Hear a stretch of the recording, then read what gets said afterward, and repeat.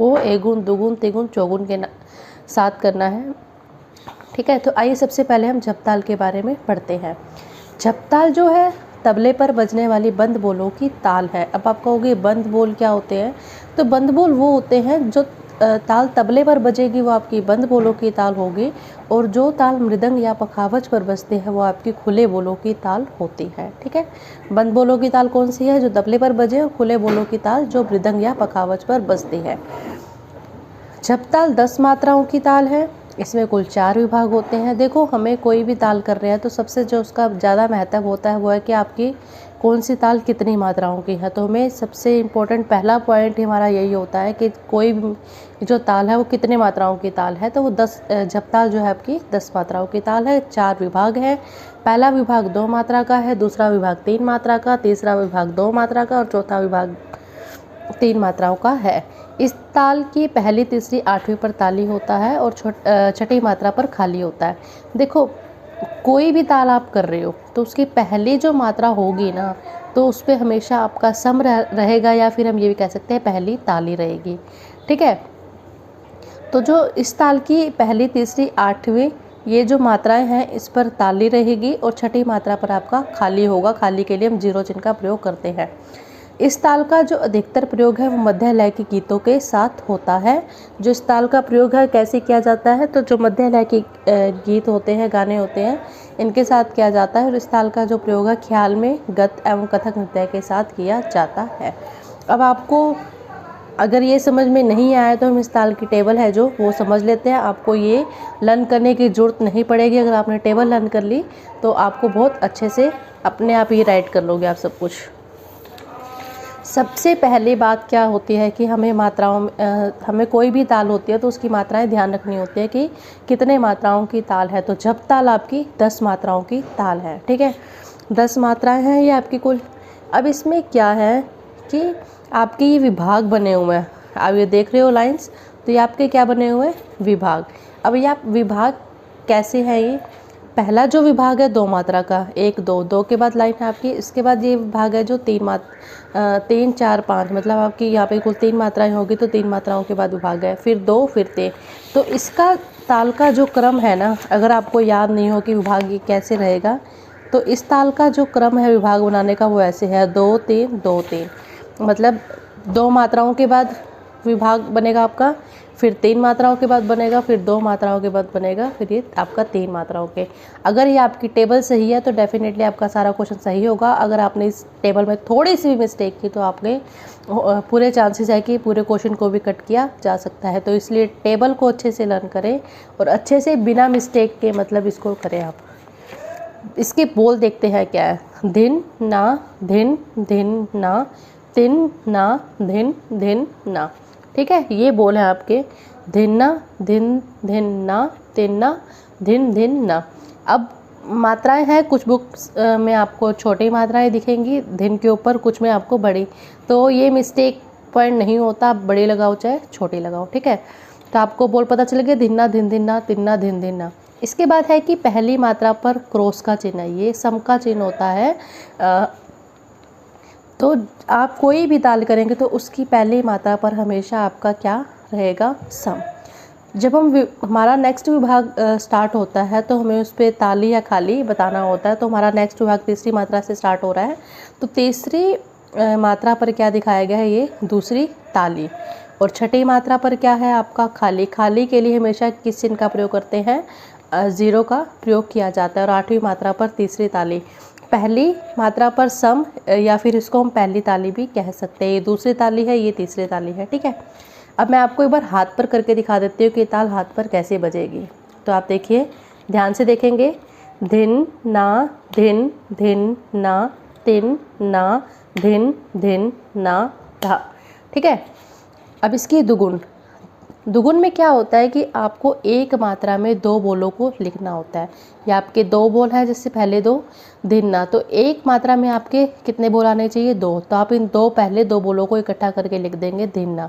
फिर आप अपने नेक्स्ट बोल लेंगे धिन धिन, उसको यहाँ लिखेंगे धिन धिन। ठीक है, फिर नेक्स्ट आप 2 बोलों को लेंगे ना तिन, फिर नेक्स्ट 2 बोलों को लेंगे ना धिन। ठीक है, फिर अगेन नेक्स्ट बोलों को लेंगे धिन ना। यहाँ पे आपका कंप्लीट हो गया। तो अब आप फिर से वापस स्टार्ट करना है। अभी आपके 5 मात्राओं तक हुआ है ना, और 10 मात्राओं की ये ताल है, तो हमें 10 तक कंप्लीट करना है ये। फिर से स्टार्ट करेंगे, धिन्ना धिन धिन, ना तिन ना धिन धिन्ना। ठीक है, चिन्ह आपके वही रहेंगे, दुगुन तिगुन चौगुन कोई भी करो, लेकिन जो मात्राएं हैं आपके जो चिन्ह हैं वो आपके वहीं पर रहेंगे। ठीक है, अब बात आती है दुगुन, तो हमने सीख ली। अगर आपको एक गुण याद होगी, ये बोल है जो आपकी एक गुण है, इसके कई नाम है। इसको एक गुण भी बोला जाता है, इसको ठा भी बोला जाता है, ठेका भी बोला जाता है। तो आपको कंफ्यूज नहीं होना अगर आपके सामने कोई भी इनमें से कोई भी शब्द यूज़ कर लिया जाता है एक गुण के बजाय, ठेका, ठा। ठीक है, आइए अब हम तिगुन देखते हैं। तिगुन में क्या होगा कि एक मात्रा में जब 3 बोलों को बोला जाता है, तो पहले 3 बोल लेंगे हम और इसको एक मात्रा में रखेंगे। क्या होगा, धिन्ना धिन। फिर हम 3 बोलों को लेंगे, धिन्ना तिन। फिर हमारे 3 बोलों को लेंगे, ना धिन धिन। फिर यहाँ पे आपका ना बच गया, तो इसी ना को लिखेंगे। फिर अगले वाले 2 बोल लेंगे, ना धिन्ना। आगे फिर धिन धिन ना। फिर क्या होगा आपका, तिन्ना धिन। तो ये 3 बोल ले लिए। अब आपके यहाँ 2 बोल बच गए, धिन्ना धिन, ये आपने लिख दिया। फिर आपका है ना धिन धिन, ना धिन धिन।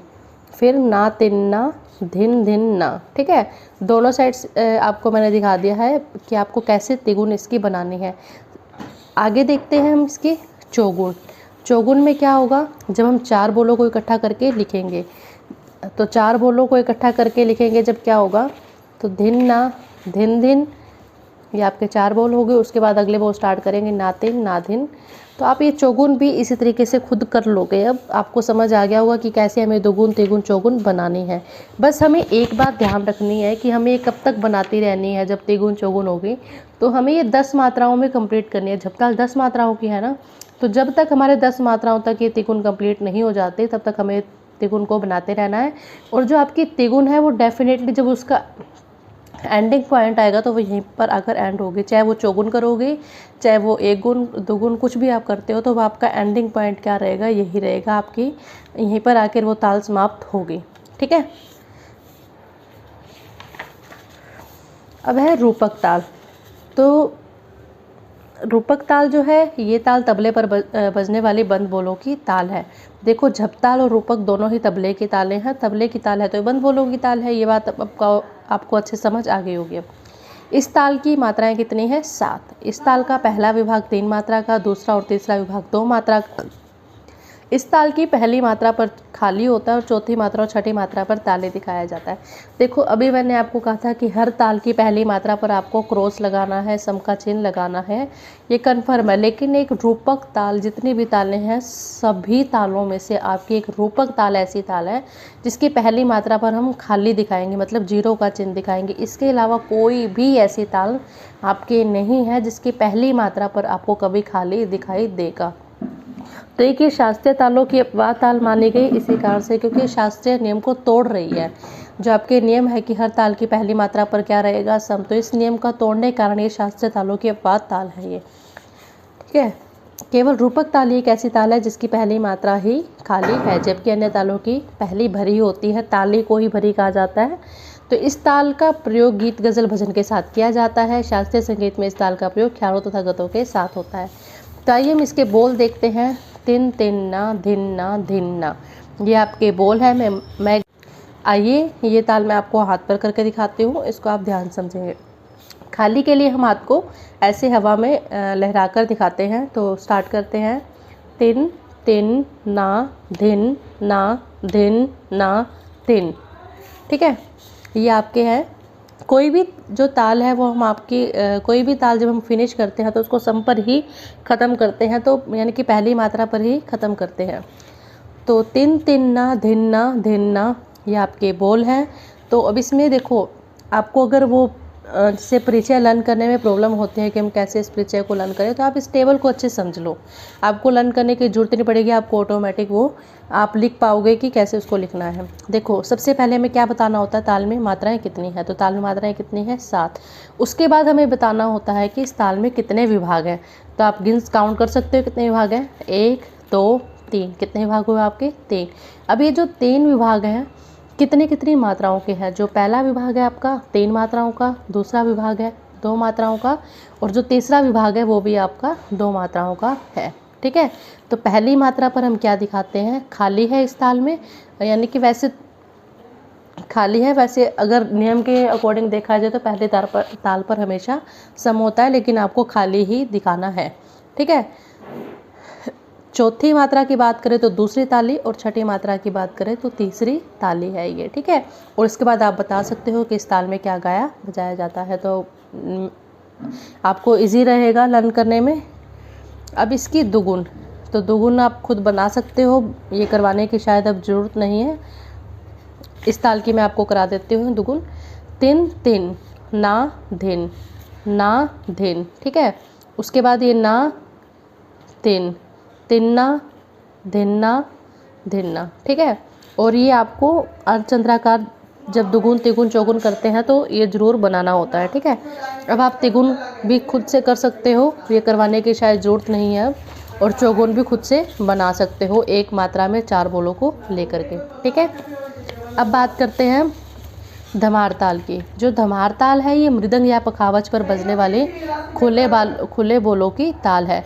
देखो, कोई भी ताल है जो अगर तबले पर बज रही है तो बंद बोलों की ताल है, और खुले बोलों की जो ताल होती है वो मृदंग या पखावज पर बजती है। इस ताल की 14 मात्राएं हैं। इस ताल में 4 विभाग होते हैं। पहले विभाग में 5 मात्राएं, दूसरे विभाग में 2 मात्राएं, तीसरे विभाग में 3 मात्राएं और चौथे विभाग में 4 मात्राएं हैं। पहली मात्रा पर सम होता है। हर ताल की पहली मात्रा पर क्या दिखाया जाता है, सम, यानी कि क्रॉस का चिन्ह होता है। छठी 11 पर मात्रा पर ताली होगी और 8वीं मात्रा पर खाली दिखाया जाएगा। इसमें क्या गाया जाता है, धमार ताल जो है, धमार ताल में धमार ही गाई जाती है। धमार एक ताल का नाम भी है और धमार एक आपकी गायन शैली भी है जो गाई जाती है। ठीक है, अब इसमें मात्राएं कितनी हैं, 14 मात्राओं की ये ताल है। पहली जो ताल हमने करी थी जब ताल 10 की थी, रूपक 7 की है, और ये है आपकी 14 की। तो इसके बोल देखते हैं, क धे ट धा आ, ग ते ट ता आ। तो इस ताल को सब, आइए ये ताल देखते हैं हाथ पर कैसे बजेगी। क धे ट धा आ, ग ते ता आ, क। ठीक है, तो अब ये ताल आपको समझ में आ गई होगी। 14 मात्राओं की ताल है। 5